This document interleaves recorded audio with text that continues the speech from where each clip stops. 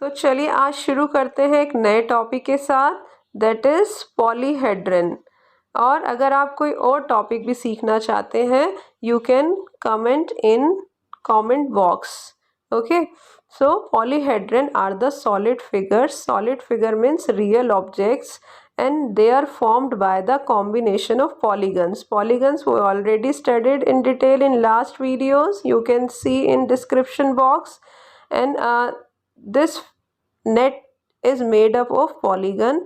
देखिए एक स्क्वायर है और चारों तरफ एक ट्रायंगल्स बने हैं and all the figures are polygon. और अगर हम इसे join करें you will get a polyhedron.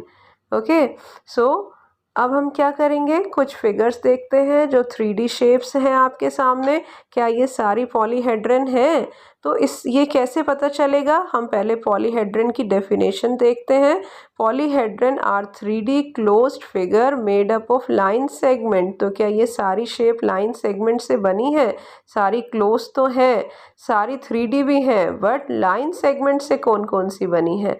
This one is made up of line segment, this figure is also made up of line segment, this one is also, and this one is also made up of line segment. बाकी नहीं बनी है line segment से, they are curved, so they are not polyhedron. So polyhedron are formed by joining the polygons as already told. Now polyhedron जो है वो कितने types के होते हैं? Polyhedron are of two types.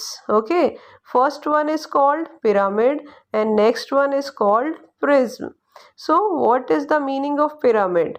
Pyramid is a polyhedron having flat base and corner at the top. देखिए figure से ज़्यादा क्लियर होगा। जिसका बेस फ्लैट हो और टॉप पर कॉर्नर पॉइंट हो उसे हम पिरामिड कॉल करेंगे। और प्रिज्म कैसी फिगर है? It is a polyhedron having flat base and top of same shape. ठीक है, बेस फ्लैट है और बेस और टॉप सेम शेप के होते हैं, as you can see in the figure. Okay, now how will we call the polygons? उनकी naming कैसे की जाती है? That is very important things. अब दोस्ती की है तो नाम तो जानने ही पड़ेंगे। So polyhedron are named according to the shape of their base. जैसा बेस होगा अकॉर्डिंगली हम उसका नेमिंग करेंगे। हमने एक फिगर बनाई और देखिए अभी हमने पहले सीखा जिसका बेस और टॉप सेम शेप के होते हैं वो प्रिज्म होता है। ठीक है, अब हमने देखा कि बेस कैसा है, इसका रेक्टेंगुलर है, तो इस पूरे फिगर का नाम होगा रेक्टेंगुलर प्रिज्म। ओके, प्रिज्म की डेफिनेशन, और बेस रेक्टेंगल है इसीलिए इसका रेक्टेंगुलर प्रिज्म नेम रखा गया। अब और ज़्यादा समझने के लिए हम अलग अलग पिरामिड और प्रिज्म के नेम डिस्कस करेंगे। और आपको पता है बेस के अकॉर्डिंग ही नेमिंग की जाती है। If the base is triangle we will call the pyramid as triangular pyramid. If the base is square we will call the pyramid as square pyramid. Okay, you can understand clearly by the figures. Okay, तो यहाँ पर देखिए base कैसा है, triangle, और top पर क्या है, कॉर्नर है, so it is called a triangular pyramid.